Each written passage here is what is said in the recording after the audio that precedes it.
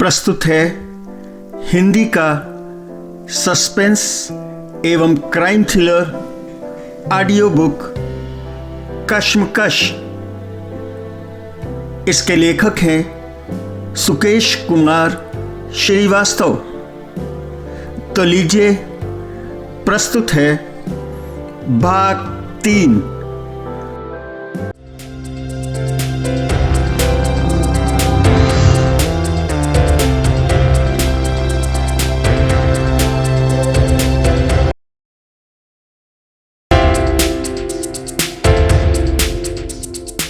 प्रिय संदीप, मुझे दुख है कि मुझे आज तुमसे मिलने से मना करना पड़ा।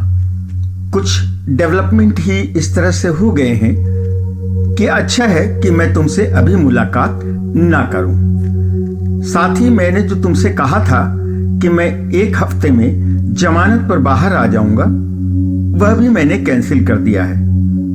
मैं इस सब का कारण तुम्हें बताऊंगा, पर बताने के पहले मैं तुमसे कुछ और कहना चाहता हूं। मेरी बात पर ध्यान देना और उसके बाद ही जो कुछ तुम कर रहे हो उस पर निर्णय लेना। तुम अपने इस छोटे से शहर राजनगर को समझते क्या हो? एक छोटा सा शहर, एक जैसे सोया हुआ शहर, जहां लोग अपनी दिन प्रतिदिन की समस्याओं से जूझ रहे हैं। शहर तेजी से विकसित हो रहा है।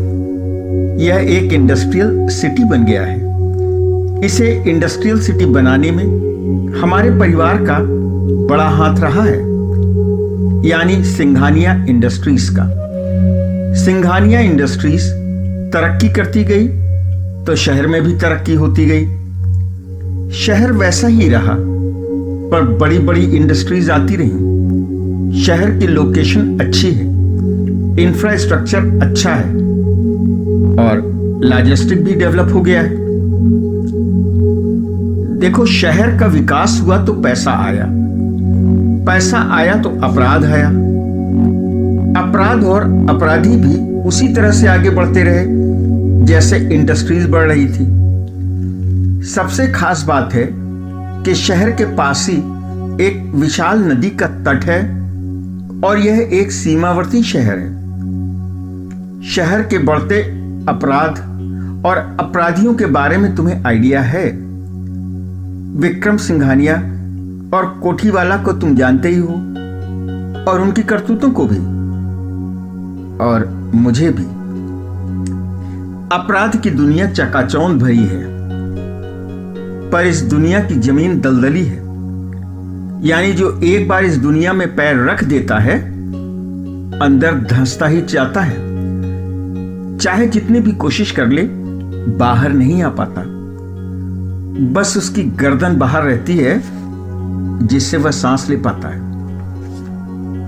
मैं सोच रहा था कि इस दुनिया से बाहर आ जाऊंगा, पर कल जब मैं अपने परिवार से मिलकर वापस आया तो कुछ ऐसा हुआ कि मुझे अपने मिशन को बदलना पड़ा। जराइम की दुनिया का एक शाश्वत नियम है कि या तो जुर्म में सहयोग करो या खत्म हो जाओ। मैं खत्म होने को तैयार हूं, पर तुम पर कोई आंच आए यह मैं कैसे स्वीकार कर सकता हूं? तुम संजना के होने वाले पति हो। तुम्हें मालूम ही होगा कि मुझ पर ताऊ विक्रम सिंघानिया के मर्डर का चार्ज हटा लिया गया है। उससे मेरा कुछ लेना देना भी नहीं था। बाकी इलीगल आर्म्स डीलिंग वगैरह जैसे 20-22 और चार्ज हैं, पर मैं बाहर आ जाऊंगा, पर अभी नहीं। तुम वाही और उसकी बीवी के मर्डर में इतना इमोशनल मत हो। वाही अपनी बेवकूफी और लालच की वजह से मारा गया। वाही कोई मंदिर में रखी मूर्ति जैसा पवित्र चरित्र नहीं था। उसकी बीवी मुफ्त में मारी गई। तुम्हारा मन हो तो आगे बढ़ो, वरना इसमें कोई खास बात नहीं है। संजना तुम्हें आगे बढ़ने की लीड दे देगी। मेरा संसार बहुत बड़ा है। मैं सिंघानिया इंडस्ट्रीज की बात नहीं कर रहा हूं, मैं अपने संसार की बात कर रहा हूं। जग्गा पहलवान जैसे कितने भुनगे इसमें लगे हैं, मैं याद भी नहीं कर सकता। पर एक बात मैं तुम्हें बता देता हूं, संजना मेरी बहन ही नहीं है, मेरी बेटी है। उस पर आंच आए यह मैं बर्दाश्त नहीं कर सकता। तुम पर भी कोई आंच आए तो यह भी बर्दाश्त नहीं कर सकता। मैं हमेशा तुम दोनों के साथ हूं। जो मन आए करो, अपना मन पूरा करो, कोई तुम्हारा बाल बांका नहीं कर सकता, याद रखना। संदीप ने कागज मोड़कर लिफाफे के अंदर रखा और लिफाफा मेज की दराज में डाल दिया। उसे आज रितेश की बुरी तरह से याद आई। सुशील सिंघानिया की इस चिट्ठी में था क्या, वह समझ नहीं पाया था। वह तो उत्सुक था कि शायद सुशील सिंघानिया उस प्रियदर्शनी का कुछ अता पता देंगे, या फिर उन्हें किसने धमकी दी थी उसका ही कोई हिंट देंगे, या फिर यही बताएंगे कि अपनी जमानत को उन्होंने क्यों कैंसिल कर दिया। पर यह सब कुछ तो इसमें था ही नहीं। रितेश होता तो कुछ ना कुछ निकाल लेता, पर सुशील सिंघानिया ऐसे सिरफिरे तो नहीं हो सकते हैं। उनकी इस चिट्ठी में कुछ तो है, कुछ गोलमाल सा है। चिट्ठी की भाषा शब्दों में कुछ नहीं कह रही है, पर अंदर कुछ है तो जरूर। संदीप ने दराज से फिर लिफाफा निकाल लिया और चिट्ठी फिर से पढ़ने लगा। इस बार धीरे धीरे एक एक लाइन उसने ध्यान से पढ़ी और फिर चिट्ठी मेज पर रखकर उसने लैपटॉप खोल लिया। उसने एक चिट्ठी से गूढ़ मतलब निकालने की कोशिश शुरू की। कुछ डेवलपमेंट हो गया है। उसकी निगाह यहां पर रुकी। क्या डेवलपमेंट हो सकता है? डेवलपमेंट का सीधा मतलब तो धमकी ही हो सकती है। इसके अलावा भी कुछ हो सकता है। कोई मुखबरी? यह तो स्पष्ट ही है। किसी ने किसी को बताया है कि संदीप आकर मिलने वाला है, वह सुशील सिंघानिया कुछ बताने वाला है, तभी उन्हें रोक दिया गया है। तो क्या जिसने रोका है वह सुशील सिंघानिया से ज्यादा ताकतवर है? यकीनन है। तभी ना सुशील सिंघानिया ने न सिर्फ उससे मिलने से मना कर दिया, बल्कि अपनी जमानत भी कैंसिल करा दी। तो क्या सुशील सिंघानिया किसी के अंडर में काम कर रहा है? हो सकता है। या फिर जो दूसरा है वह उसका कंपटीटर हो सकता है। जेल में होने की वजह से कहीं ना कहीं तो सुशील सिंघानिया कमजोर पड़ा ही होगा। जो कुछ तुम कर रहे हो उस पर निर्णय लेना। इस पर आकर भी संदीप की निगाहें रुक गईं। वह सोचने लगा, वह क्या कर रहा है? क्या यह छिपा हुआ है? सभी को पता है कि वह वाही मर्डर केस पर काम कर रहा है, पर वह केस तो सॉल्व हो चुका है। पुलिस ने भी फाइल बंद कर दी है, पर वह अभी भी कुछ कर रहा है। पुलिस की थ्योरी से वह संतुष्ट नहीं है। सिन्हा जी भी संतुष्ट नहीं है, रितेश भी संतुष्ट नहीं है, पर वह अभी भी उसी केस पर काम कर रहा है। यह तो सिर्फ उसे, सिन्हा जी और रितेश को ही मालूम है। अब सुशील सिंघानिया को भी मालूम है। इतना साफ पता चल रहा है कि वाही के मर्डर में धागे उलझे हैं। असली कहानी कुछ और है, और इसमें जो भी कहानी का मुख्य पात्र है उसके हित अहित भी जुड़े हुए हैं। सुशील सिंघानिया ने उसे सीधे मना नहीं किया है, पर वार्निंग जैसा जरूर दे दिया। इससे लगता है इस गोरख धंधे में उसका रोल नहीं है या बहुत कम है। पर इतना तो तय है कि इस केस में असली कहानी कुछ और है। अगले 2 पैराग्राफ में उन्होंने राजनगर की हिस्ट्री और जियोग्राफी बताई है। संदीप चाहकर भी इसका कोई मतलब नहीं निकाल सका। बस इतना पता चलता है कि यहां ऑर्गेनाइज्ड क्राइम ने अपनी जड़ें जमा ली हैं, जो ज्यादा पब्लिसाइज नहीं हुई हैं। इसके अगले पैराग्राफ में सुशील सिंघानिया की हताशा नजर आती है, एक तरह से छटपटाहट भी। साफ पता चलता है कि वह अपने पुराने कार्यों से किनारा करना चाहता है, पर कर नहीं पा रहा है। एक शाश्वत सवाल है, सुशील सिंघानिया अरबपति आदमी है या फिर था? पूरे सिंघानिया एम्पायर का एक दिन उसे मालिक होना था। उसे जरूरत क्या थी इन सब पचड़ों में पड़ने की? क्या और धन संपदा के लिए? नहीं, इसका सवाल नहीं उठता। तो क्या पावर के लिए? यह भी युक्ति संगत नहीं लगता। विक्रम सिंघानिया के एक फोन कॉल पर प्रदेश का मुख्यमंत्री भी सीधे घर आ सकता था। तो क्या संस्कार? हाँ, यही हो सकता है। सुशील सिंघानिया समझदार होते ही समझ गया था कि विक्रम सिंघानिया का पूरा एम्पायर ही अनैतिक कार्यों की नींव पर टिका है। विक्रम सिंघानिया उसके आइडियल रहे ही होंगे। उसने अपने से भी वही रास्ता चुनने में देरी नहीं की। पहले छोटा मोटा, फिर बड़ा और फिर बहुत बड़ा। उसे सुविधा भी थी और साधन भी।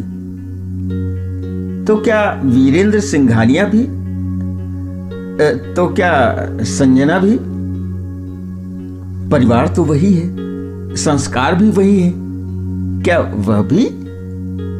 अरे छोड़ो भी भाई, क्या बेफजूल की बात दिमाग में आ रही है। तुम पर कोई आंच आए यह मैं कैसे स्वीकार कर सकता हूं? तुम संजना के होने वाले पति हो। संदीप रुक गया। क्या सुशील सिंघानिया उस पर होने वाले किसी अटैक की तरफ इशारा कर रहा है? सुशील सिंघानिया को निशाना बनाना आसान नहीं है, पर वह खुद अपने बचाव करने में शायद सक्षम नहीं है। इधर उधर बिना किसी सुरक्षा के घूमता रहता है। वह तो अपनी लाइसेंसिस पिस्टल में गोली भी लोड नहीं करता। उसे डर रहता है कि गोली होगी तो कोई दुर्घटना हो सकती है। उसका प्रोटेक्शन तो बस प्रेस का नाम ही है। प्रेस के किसी आदमी पर कोई साधारणता अटैक नहीं करता। पर क्या यह स्थिति वाकई इतनी जटिल है? वाही कोई मंदिर में रखी मूर्ति जैसा पवित्र चरित्र नहीं था। यह दूसरी बार इशारा था। वैसे तो पुलिस वाले दूध के धुले नहीं हो सकते। एक आध कोई आदरणीय उदाहरण हो सकते हैं, पर वही ऐसा उदाहरण नहीं था। उसने अपने नौकर रामू को ना सिर्फ बेरहमी से पीटा ही था, वरन उसे बेवजह चोरी का झूठा इल्जाम लगाकर बंद भी कराया था, सजा भी कराई थी। हाँ, ज्यादातर पुलिस वाले रूटीन की तरह चलने वाली रिश्वत में लिप्त रहते हैं, पर कुछ पुलिसिए ऊपरी कमाई के लिए अवसर पैदा करते हैं। तब लोगों, खासकर व्यापारियों के लिए मुसीबत पैदा करते हैं, बदनाम होते हैं और अपने लिए भी रिस्क उठाते हैं। पर इस केस को तो वाही ने ही शुरू किया था। क्या जानबूझकर उसने ऐसी स्थिति उत्पन्न की कि मामला हाईलाइट हो जाए? क्या इससे उसका कोई मकसद हल हो रहा था? क्या वह किसी को प्रेशराइज करना चाह रहा था? कौन था वह दूसरा सिपाही जो उस दिन उसके साथ बीट पर गया था? देखना पड़ेगा, शायद उससे कुछ हो। संदीप आगे बढ़ने लगा। मेरा संसार बहुत बड़ा है, यह स्वीकारोक्ति है, एक बड़े क्रिमिनल ग्रुप से जुड़े होने की स्वीकारोक्ति। पर यह क्या कुछ नया है? बस इतना है कि जेल जाने के बाद भी सुशील सिंघानिया का बड़ा व आपराधिक काम सुचारू रूप से चल रहा है। जग्गा पहलवान उसके टच में जरूर रहा है, पर वह इतना बड़ा मोहरा नहीं है कि वह कोई बड़ा काम अंजाम दे सके। एक तरह से वो मोहरा ही हो सकता है, लीडर नहीं। संजना लीड दे देगी ऐसा उसने कहा है, पर क्या खाक लीड दे देगी? सिर्फ एक नाम से क्या इस 1 करोड़ वासियों के इस शहर में किसी को ढूंढा जा सकता है? संदीप ने लैपटॉप में अपने ऑब्जर्वेशन को सेव करके लैपटॉप बंद कर दिया, लिफाफा फिर दराज में रख दिया। उसने फोन अपने पास खींचा। हेलो जौहरी, उसने कहा, क्या कर रहे हो? मैं बहुत व्यस्त हूं। जौहरी की वाकई व्यस्त आवाज सुनाई दी। बड़ा जरूरी काम कर रहा हूं, कृपया डिस्टर्ब मत कीजिए बॉस। ऐसा क्या जरूरी काम आ गया? कोई बड़ी खबर आ गई क्या? आपको पता ही नहीं है? जौहरी ने आश्चर्य से कहा। इतनी बड़ी बात हो गई है, मैं उसी की न्यूज़ बना रहा हूं। अरे सच? मुझे तो कुछ पता नहीं चला है। हुआ क्या है? 3 दिन पहले स्थानीय विधायक श्री पंकज का 1 वर्षीय पप्पू गायब हो गया था। खबर है आपको? नहीं है यार, अपने अखबार में तो कोई खबर नहीं आई। FIR में तो खबर आई थी ना, मुझे पता चला था, उसी को फॉलो कर रहा था। आज अभी 2 घंटा पहले पुलिस ने उनके एक नौकर के यहां से पप्पू को बरामद कर लिया है। श्री पंकज ने पुलिस टीम को 500 का इनाम भी घोषित किया है। सिर्फ 500 का? पर बरामद कैसे किया? पप्पू को फरागत कराने के लिए नौकर का लड़का लेकर पार्क में गया था। वहीं किसी ने देखकर पुलिस को सूचित कर दिया था। क्या कह रहे हो यार? फरागत कराने के लिए पार्क में? अबे कह क्या रहा है? पप्पू कोई कुत्ते का पिल्ला है क्या जो कि उसे पार्क में फरागत कराने के लिए ले जाना पड़े? जी हां। अरे क्या जी हां? पप्पू कुत्ते का पिल्ला है, बढ़िया प्यारा डोमरेनियन डॉग है, 1 साल का। उसकी खासियत यह है। क्या खासियत है? यही कि वह विधायक श्री पंकज का पिल्ला है, इसीलिए न्यूज हो गई है। बकवास हो गई तुम्हारी? यह बकवास नहीं है, पर हो गई। आप आदेश कीजिए बॉस। न्यूज बन गई। वह तो 1 घंटे पहले ही बना लिया था। 8 लाइन की न्यूज बनानी थी। तो 1 घंटे से क्या कर रहे थे? सोच रहा था। क्या सोच रहे थे? 1 घंटे से यही सोच रहा था कि अब क्या करूं। अरे तब तो थक गए होगे? थक तो गया हूं, पर प्रेस के लिए मेरी जान हाजिर है। क्या थकना और क्या आराम करना। मेरे केबिन में आ जल्दी, कुछ काम कर। अभी आता हूं बॉस। और देखो, रास्ते से कैंटीन में 2 कॉफी बोल देना। आपको तो यह भी नहीं पता है, कैंटीन वालों ने खाली कॉफी देना बंद कर दिया है। मैं ऐसा करता हूं कि 4-4 समोसे भी ऑर्डर कर देता हूं। या फिर कटलेट लेना है, या फिर दोनों ही ले लेता हूं। संदीप ने फोन काट दिया। वाकई 10 मिनट बाद जौहरी आ गया। उसने दोनों हाथों में एक बड़ी सी ट्रे खुद ही संभाल रखी थी। ट्रे में 2 कॉफी मग के साथ समोसे और कटलेट दोनों थे। अरे वेटर से कह दिया होता। संदीप ने टेबल पर जगह बनाई। बड़ा खर्चा कर दिया। कोई खर्चा नहीं किया है बॉस। जौहरी ने ट्रे मेज पर रख दी व कुर्सी खींचकर बैठ गया। तो क्या प्रेस के खर्चे में डाल दिया है? ये खर्चा जो है वो प्रेस के में खर्चे में नहीं डाला जा सकता था। अकाउंटेंट जान खा जाता। मैंने आपके अकाउंट में जुड़वा दिया है। अबे मेरे खाते में क्यों डलवाया? संदीप भड़का। आपके केबिन में जो कुछ भी खाया पिया जाएगा उसका बिल आपके अकाउंट में जोड़ा जाना चाहिए, जौहरी ने शांति से कहा, क्योंकि आप बॉस हैं। समोसा खाओ, संदीप ने बेचारगी से कहा। खाता हूं, आज लंच नहीं ले पाया। सब तुम्ही को खाना है, संदीप ने नाराजगी से कहा। मैं एक समोसा नहीं खाऊंगा, मेरे साथ चीटिंग हुई है। मैं अपने ही लिए लाया हूं, आपको कुछ खाना हो तो बताइए, अभी ऑर्डर करता हूं बॉस। जौहरी ने एक समोसा उठा लिया। अब बताइए क्या कह रहे थे? जौहरी, एक काम करना है। संदीप ने भी एक समोसा उठा ही लिया। आज बहुत काम कर लिया, पर आप बताइए क्या काम है? किसी का पता करना है। किसका पता करना है? जौहरी का हाथ रुक गया। एक लड़की का। लड़की? यह आपका दूसरा सामान है क्या? बकवास नहीं, गंभीर रहो। औरत भी हो सकती है। हो जाएगा बॉस, इसमें क्या है?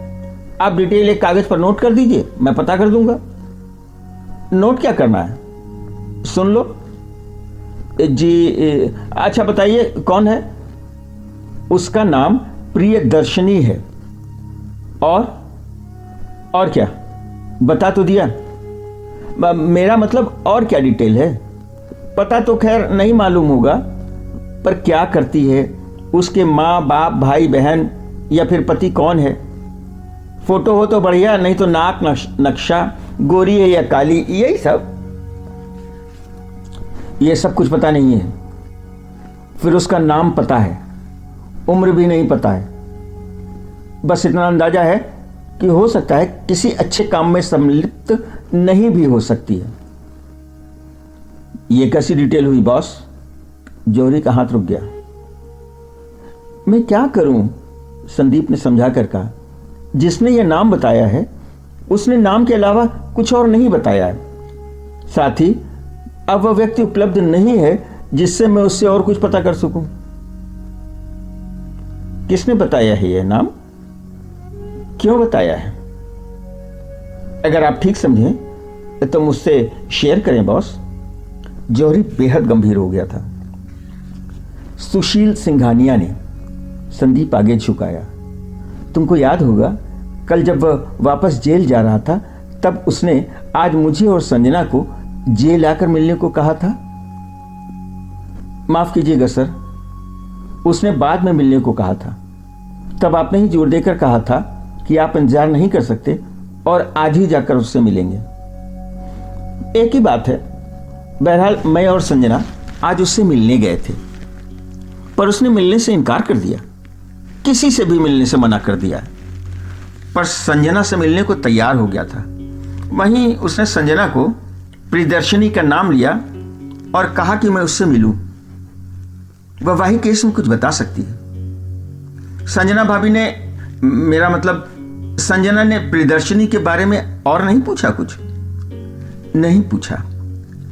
उसे ज्यादा डिटेल भी तो नहीं मालूम। वैसे सुशील सिंघानिया ने संजना से कहा था कि मैं उसे जानता हूं, पर मैं तो किसी प्रियदर्शनी को नहीं जानता। बहरहाल अब हमें इस प्रियदर्शनी से मिलना है और जो कुछ उसे मालूम है पता करना है। ओह, जौहरी ने गहरी सांस ली। चलो छोड़ो, संदीप ने काफी खत्म की। तुम जाने दो। सिर्फ नाम के सहारे इस 80 लाख 1 करोड़ के शहर में किसी को ढूंढना आसान नहीं है।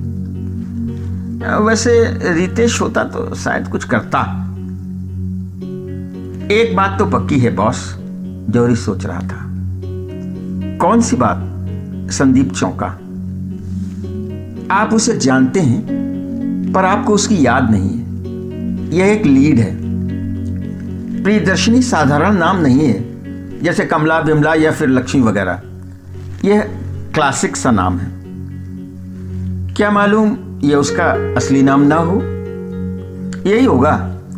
दूसरा यह कि परिस्थितियों को देखते हुए यह कोई साधारण घरेलू लड़की या औरत का नाम भी नहीं लगता।